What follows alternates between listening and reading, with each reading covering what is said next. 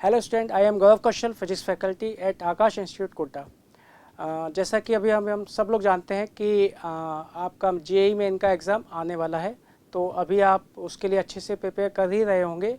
तो मैं यहाँ पे आपको कुछ सजेस्ट करना चाहूँगा कि जब आप एग्ज़ाम में जाएँ तो रिलैक्स होके जाएँ और सबसे पहले उन्हीं सब्जेक्ट और उन्हीं क्वेश्चन को पहले अटैम्प्ट करें जो आपको सिंपल लग रहे हैं।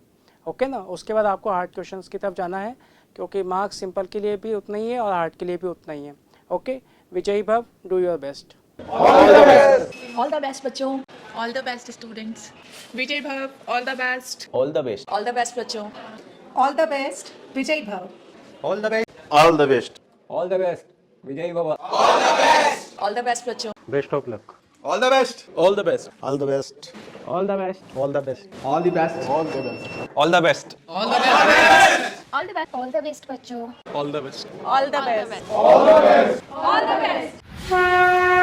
आकाश बायजूस, विजय भवा।